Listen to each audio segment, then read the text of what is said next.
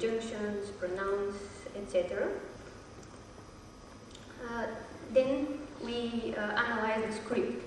Scripts can be obtained, the script is the blueprint for creating a motion picture, and they can be found in big databases, online or offline, from commercial or non-profit organizations. They follow a standard formatting as well. Movie is segmented into scenes. Every scene starts with this line, which introduces the place where the scene will take place. There is some description about what is going to happen in the scene, the location or action directions and such kind of things. Then we have the actual speakers, the characters of the movie, and the speech lines at the end. The script itself cannot be used for summarization because the information cannot be really mapped to actual appearance in the movie. That's why we align the script and the subtitles using a dynamic programming algorithm called global alignment, which was proposed by Needleman and Wunsch in 1970. And I'm not going to go into details due to time constraints in this algorithm. It's a standard algorithm for string alignment. And but what we have after the script subtitle alignment is that we can identify the scenes and we can map these scenes to time in the movie, and we can identify the characters as they appear in the movie. The next step in the summarization is segmentation. We have our video file, which we first segment using the information from the script into scenes as they have been defined by the movie creators. Then these scenes are further segmented into smaller entities. We call them subscenes, using information from the subtitles. How is this segmentation done? If we have our movie as a sequence of shots, and here are the subtitle lines, we investigate the silence gap between two subtitle elements, which is small in some cases and bigger in these cases, and we assume that small subtitle gaps we will have small subtitle gaps if there is a long narration or a dialogue on a certain topic, and the topic changes when there is a big subtitle gap. So we define that this as subtitle subscenes.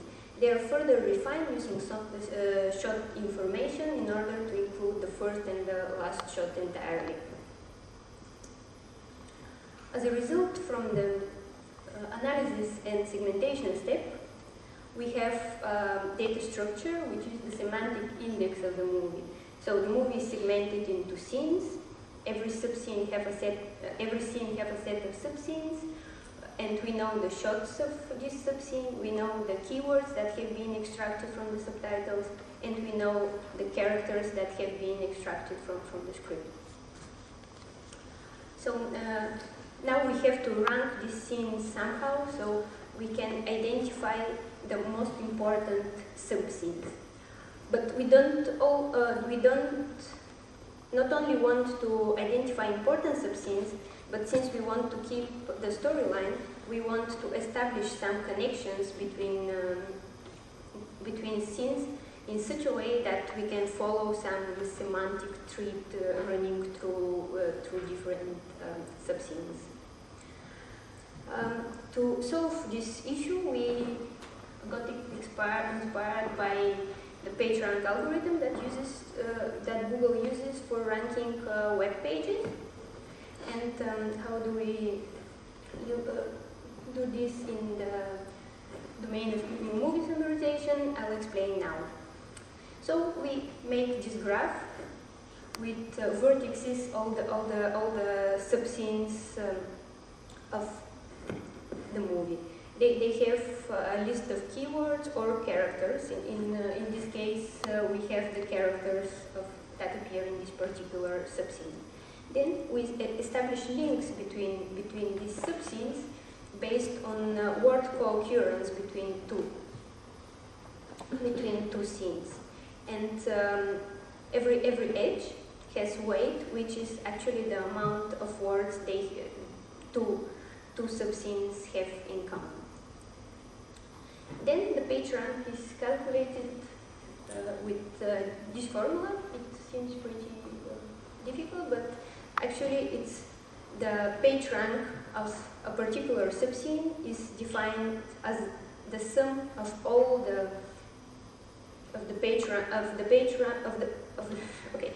rank of a particular subscene is defined as the sum of the ranks of all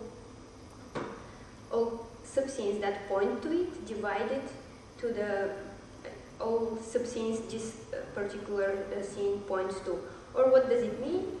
If we have this scene here, then the rank of this scene is actually the rank of this, and this scene, and the rank of this scene is divided among this and this one. So we use the rank of this scene only partially for the calculation of this particular rank.